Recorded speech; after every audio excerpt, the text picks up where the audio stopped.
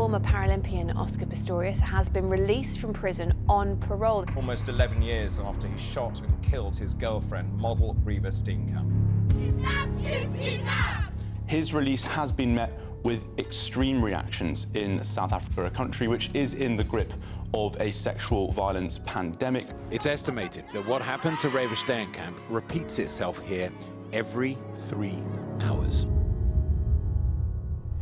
Hello and welcome to the Nexus. Oscar Pistorius is enjoying his first week of freedom after being released on Friday. A lot of people in South Africa are furious he was let out so soon after being found guilty of murdering his girlfriend, Reeva Steenkamp. A much smaller group have actually welcomed his release and wish him well for the future. Many of you may find that incredible, but cast your mind back over a decade ago and he was a national, indeed international hero. Pistorius was the first double amputee to compete in the Olympic Games. Pistorius is a real story. He dominates in the Paralympics, he really does, and it's great to see him given this opportunity. Sponsors were tripping over themselves to sign him. Oakley, BT Global and Nike paid millions to be associated with him. Pistorius was in great demand and was a guest on some of the world's top chat shows. How does it feel to be an inspiration to literally people who are disabled the entire world over? You know, I've been very privileged to be given a talent. It seemed this very special athlete, nicknamed Bladerunner, could do no wrong. And when he flew to London for the Olympics, he was at his peak. Well, the men's 400 metres coming up now, the first heat. The man, Oscar Pistorius, the Bladerunner, double amputee, who is in these championships. He may be one of the most watched athletes at these games. The first double amputee to compete at the Olympic Games. It's great to see him given this opportunity. Watch Clark.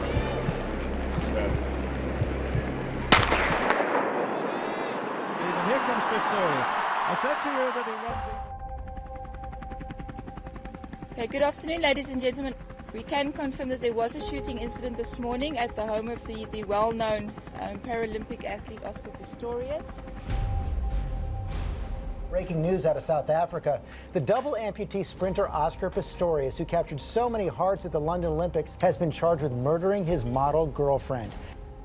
This is almost incomprehensible. Reeva Steenkamp, model, campaigner, a young woman in the prime of her life. Oscar Pistorius is calling her brutal death a tragic mistake.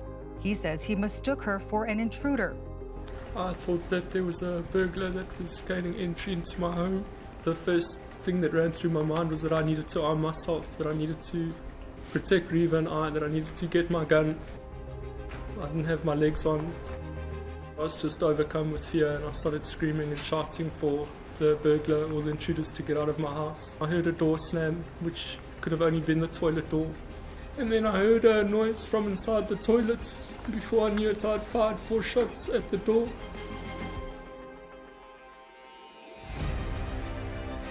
When I flung the door open, I threw it open. And I sat over Reeva and I cried. She wasn't breathing. He admits he shot and killed his girlfriend, Reeva Steenkamp. But how did it happen? The prosecution argued he killed Reeva after a heated argument, portraying the athlete as a gunman. You know that the same happened to Reeva's head. The athlete was in the witness box for 7 days, insisting he never intended to kill his girlfriend. You fired at Reeva. These other versions of yours cannot work. True, you fired at her. You did. She locked herself into the toilet. You armed yourself with the sole purpose of shooting and killing her. That's not true, my lady. And that's what you did. Mr. Pistorius, please stand up. On count 1, murder.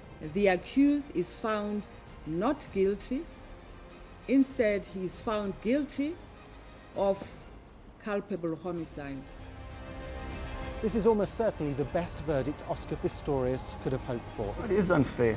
It's an insult to women. But this case is not over yet. South Africa's Supreme Court of Appeal says the trial judge who convicted Oscar Pistorius of manslaughter got it completely wrong. He was convicted of manslaughter. That was changed to a murder conviction. And Pistorius has now got the minimum sentence for murder. A stunning change of fortune for a man who inspired so many. Well, in a moment, we'll go to South Africa to hear from Reeva Steenkamp's family lawyer, a journalist who was in court throughout the trial, and a prominent women's rights activist. But first, let's take a quick look at how the press is covering Pistorius' release. Breaking overnight, South African Olympian and Paralympian Oscar Pistorius is released from prison. A Paralympic gold medalist turned murderer is out of prison. Oscar Pistorius has been released from prison on parole more than 10 years after killing his girlfriend. Convicted murderer Oscar Pistorius is at home. On the day Pistorius was released, there was plenty of coverage, but very little picture. In fact, there were no pictures. Somehow he was transported from the prison to his uncle's house in Pretoria without a single snap being taken. And so papers had to resort to written descriptions. The Daily Mail relished calling the 37-year-old a paunchy, greying chain smoker. They also grasped at a couple of intriguing but also quite unlikely rumours. It was reported that Pistorius will have to look over his shoulder forever because gangs are out for revenge. His wealthy uncle had already arranged for private security to be stationed outside of his house ahead of his nephew's arrival. It sounds crazy, but remember that during Pistorius' trial, a self-confessed hitman attended court and threatened the athlete's family. There's footage in the court of us coming in and sitting down. Let them go and look at the footage in the court if I've threatened anybody. The whole Pistorius family, along with us, all a bunch of liars. There are also reports that Pistorius is talking to publishers and may have been offered a $1 million book deal, which seems far-fetched as murderers are not allowed to profit from their crime. Most of these details are speculative, but reports of his parole conditions are on more solid ground. He can only leave his home at certain times, is not allowed to drink alcohol, and is not allowed to speak to the media. The Steenkamp family's lawyer says Pistorius must also attend programs on anger management and violence against women. I think it's high time in this country that we stop making predators feel like this is the safe haven. South Africa is the place to be as a predator. It's also been reported in the press that Pistorius is considering training to become a preacher. Whether anyone would want a man with anger issues preaching to them is up for debate. They might be better off taking advice from Reeva's mother, who relies on her faith. During the court case, I forgave him. It was known publicly that I forgave him, but only because I'm a Christian and I have to forgive. And I didn't want to go through my life full of hate for him, so it was God expected me to forgive him. And I did that. Well, it's interesting to see that some people are glad Pistorius is out of prison and they're wishing him well. For example, this online Support for Oscar group members are writing things like this. Dear Oscar, I'm very pleased to hear that you have now been released on parole. Now you can finally start rebuilding your life and dreaming big again. Another writes, welcome home, darling Oscar. Take a deep breath and relax. The unwavering support for you is as strong today as it has ever been. And dearest Oscar, thank you for all the encouragement you have given me through your life and your quotes. We are available to encourage you now as you move forward. Well, let's go to South Africa now, and our three guests are Tania Koen, who is the Steenkamp family lawyer, Karyn Morn, an investigative journalist who attended the Pistorius trial, and we also have the gender violence expert, Nicolette Naylor. Welcome to all three of you. Tania, if I could start with you, and I just want to start with the basics, really. Why did the parole board decide to release Pistorius early? Well, any offender that has served a certain portion of their sentence is entitled to be considered for placement on parole. That includes offenders that received a life sentence. So he was entitled to be considered. The parole board took into account everything that was placed before them, and they found that there's reason to place him on parole. In the past few hours, Reeva's mother has been giving an exclusive interview, and in that she said that what really upsets her is that he's never admitted that he killed her deliberately, and that he has never shown remorse, and that he had a temper. Given her objections, her continuing upset, is it right that he should have been let out early? You must remember that whatever the jury's opinion is, or whatever any victim's opinion is and what they place before the parole board is only one of the factors that the parole board takes into consideration. Ultimately, they must make a finding on the case management report that was placed before them, which includes psychologist reports, social worker reports. So that was their finding, and as she also said, that we have to accept that finding because, yes, she could have reviewed it if she had wanted to do so, but that's now a different legal issue. But she's always accepted that the day will come that he will be released from prison, whether it's on parole or after serving his full sentence. It's part of the South African law. Karyn, interesting legal point here, which not a lot of people are aware of. Oscar maintains that he thought he was shooting an intruder, never admitted that he meant to kill Reeva, and the court actually accepted that, but still found him guilty of murder. Can you just explain that? Well, essentially what happened is that Oscar Pistorius was initially found guilty of culpable homicide by Judge Thokozile Masipa. So she found that he was guilty of gross negligence in terms of his actions. But she dispelled any idea that this was a gender-based violence crime, and she did not accept that he had done it deliberately or known that it was Reeva behind the door when he fired those 4 shots into the door.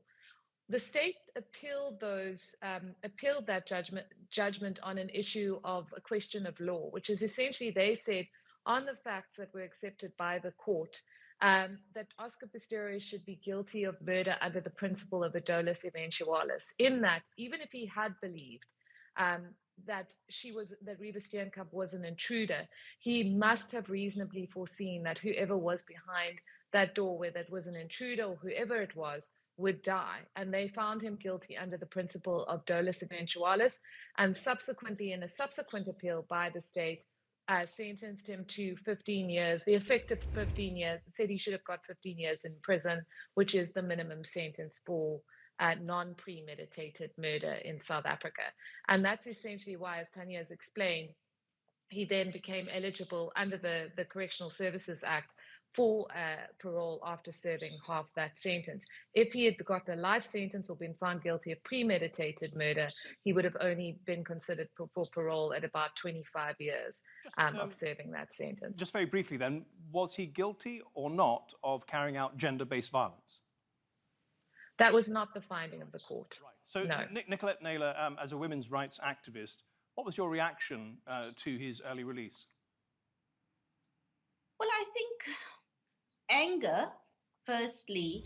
I think the fact that he's managed to get parole when so many prisoners struggle to get parole, it shows there's really an indictment on our criminal justice system in terms of wealthy people who have access to lawyers, because he brought an application to have a parole hearing. He's brought many applications throughout this process, and that really shows the discrepancy in the criminal justice system.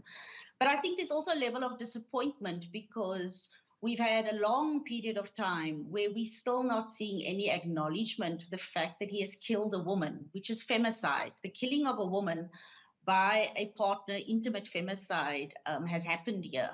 And the fact that he hasn't taken responsibility for that, or the fact that he has committed this act of violence, I think is sad. Throughout this process, he has maintained that he thought it was an intruder. Whether it was an intruder or Reeva, it points to a violent masculinity and a toxic masculinity that pervades men in South Africa and pervades society in South Africa. And I think wanting the courts to take cognizance of that was something that women's rights activists really wanted to see, to send a message, to signal to women of South Africa that we're taking this seriously and that gender-based violence is a serious act. I think the court should have taken into account the fact that she was scared of him, that there was evidence that she was scared of him and that he was displaying behavior that was really frightening to her in her text messages.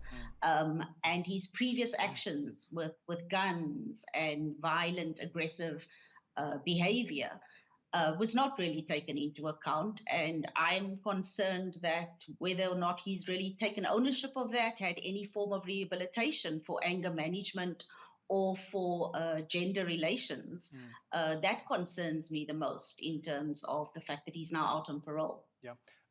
Tanya, we've heard supporters of Oscar Pistorius wishing him well and that he can rebuild his life. Is that the general feeling in South Africa? And can you tell me if the family are happy, if they're satisfied with the parole board's conditions on his release? All right, so your first question, the answer to that is that I think there's two schools of thought in South Africa. There's those that believe Oscar's version, and of course they will wish him well. They actually see him as the victim in this matter because unfortunately, crime is very rife in South Africa, so they could associate with what had happened that evening. And then, of course, there are those that don't believe his version and that are not wishing him well the way that his supporters does. With regards to the second part of your question, June made certain representations to the parole board, and the parole board did state that two of the conditions that they imposed would be gender-based violence courses as well as anger management courses. So she does feel that does send a correct message to society. Right. Karyn, let me ask you about a few reports about his release. He's not supposed to be talking to the media, but there are also reports that he's planning to sign $1 million book deal. Can you just tell me about the veracity of those reports? I would be very surprised if that was true. As Tanya will be able to reinforce, people who are serving time on parole are not allowed to profit from their crime.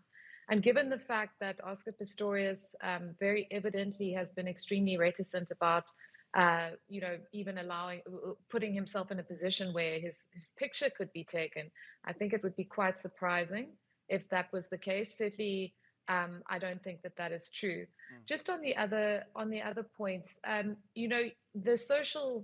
prison records that came before the parole board authorities demonstrated that according to the social workers and psychologists who evaluated him, they believed that Oscar Pistorius had taken responsibility for killing Reeva Steenkamp. And in fact, he expressed a great deal of remorse about what had happened.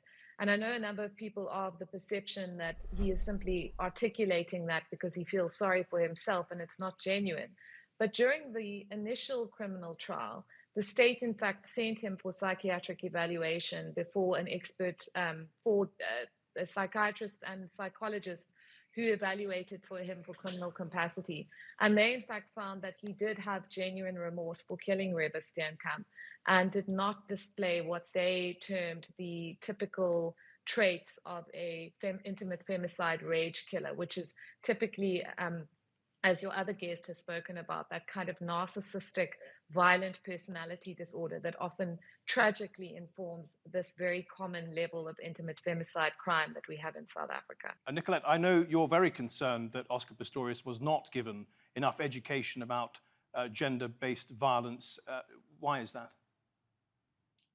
Well, I think that now that he's out on parole, he is going to have to undergo gender-based violence training. But I think the fact that he has never maintained that this was an act of violence against Reeva or any deliberate act of violence as a result of aggression on his part, that's the part that concerns me. I think the first step for men who want to start a transformation process is usually an acknowledgement of their anger, their aggression, the fact that they've done something wrong, some truth-telling, and then a healing process can start. But as long as he maintains that, look, this was an accident, I was meaning to shoot an intruder, he's not going to be engaging with this from a gender-based violence perspective or from a violent, toxic masculinity perspective.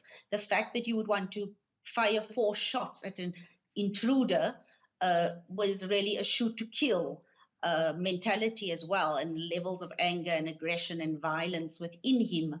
I don't think he's been dealing with that in any way, but I'm hopeful that the process that he will go through now will maybe lead to some of that change in his behavior. But we haven't seen a change. He's constantly maintained that yes, he killed her, but it was by accident. Karyn, 3 women a day in South Africa are killed by their intimate partners. What is the trend now? Are things improving at all? No, I mean, as a court reporter, I can tell you that I've regularly had situations where I was covering 9 intimate femicide murder cases of women who were killed by their partners at the same time. And Reeva Steenkamp was herself a firm activist against gender-based violence. And one of the things that I think is most painful, and June Steenkamp alluded to this in her statement, is that we do have an incredibly toxic victim-blaming culture against women, to the extent that some of the Facebook people who feel great support of Oscar Pistorius feel the need to attack Reeva herself in a way that is extremely painful to her family. Tanya, just a final question for you. You're the head of the Reeva Steenkamp Foundation. Could you tell us a bit about your work there? So what we do as a foundation, we believe in education, first of all. Educating men, women, children about their rights so that they know if there's an incident of violence, they can either get a protection order from the magistrate court, or they can lay a criminal charge at the police if there was physical abuse involved. If there's a person that wants to or needs to go to a house, a safe haven, we facilitate that process for them. And then we go to schools where we educate against bullying and abuse, because we do believe it starts at primary school level. And then what we're particularly proud of, we annually award a law bursary to final year law student. And then we do various outreaches to, less fortunate communities. Tanya, Karyn and Nicolette, thank you so much for your contributions to the Nexus today. Much appreciated. Well, as we heard earlier, there have been some suggestions in the press that Pistorius could be a target for gangs and organised crime. There have long been claims of links with the underworld figures. While in prison, he was even filmed playing football with an infamous Czech crime boss serving a 35-year sentence for attempted murder and kidnapping. OK, let's bring in our final guest now. And Chad Thomas is a former special investigator for the South African military police and an expert on organised crime. Welcome to the programme, Chad. Why would gangs and other criminals want to target Pistorius? What a lot of people may not be aware of is that South Africa has an entrenched culture of gangsterism. Those gangs have now exploited the fact that we have overcrowded prisons, we have infrastructure issues with our policing, and they expand their tentacles way outside of prison walls. Why specifically would Oscar Pistorius be a target for them? So at the risk of speculation, there's a number of reasons why. Firstly, going into the prison system, you would need protection. There's rival gangs in South Africa that operate within the criminal justice system that have been imprisoned, and you would need protection.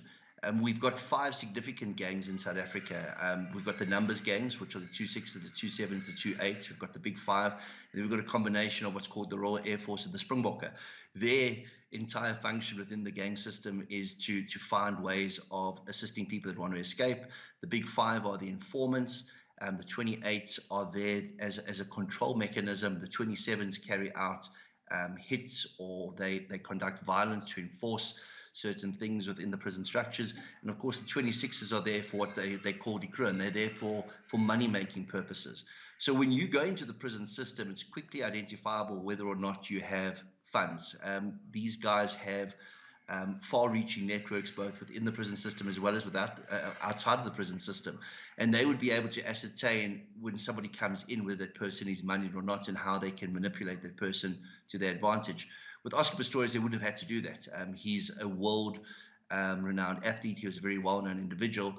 And coming into prison, there was already talk at that stage that he may be at risk from certain elements within the prison system. And they said that for safety reasons, they were holding him in an isolated part of the prison. We found out subsequent to that it most probably wasn't because of danger to him, but most probably because of his disablement. He needed to be in an area that he was able to bathe and be relatively safe. But one must remember that there were underworld figures during his trial in court while the trial was taking place, and certain threats were made at that time. Chad, he comes from quite a rich family, got quite a bit of money himself, from what we hear. Is he able to protect himself? Comes from a very wealthy family, and he himself became very moneyed because of endorsements, etc., during his days as an athlete. South Africa at the moment is in the midst of the most severe crime wave it's ever experienced. Violent crime is on the increase in South Africa and has been since the late 90s. The security industry in South Africa has replaced mining in the private sector as the single biggest employer. You've got over 2 million registered security officers, of which 800,000 are actively employed. That means that if you're moneyed, you can buy protection in South Africa. It means if you're not moneyed, if you don't live in suburbia, if you live in an informal settlement or a township and you don't have access to funds, well, you're at the mercy of gangsters. Oscar Pistorius is the complete opposite of that. He's a moneyed individual. His uncle has done very well in business, and as such is able to afford round the clock security for him. So there's armed guards, there's high walls, there's CCTV, there's all kinds of different electronic devices that are there to protect him. So he's going to be living a very comfortable, safe life, unlike the majority of South Africans who are living in fear of their lives, for the simple reason that security seems to only be available to those with money at this point in time. Chad Thomas, thanks so much for your contribution to the Nexus today. Much appreciated. And thank you at home and on your phones for watching. If you want to see this episode or any of our previous episodes, do go to our channel on YouTube. Just type in Nexus TRT World. Till next week then, goodbye.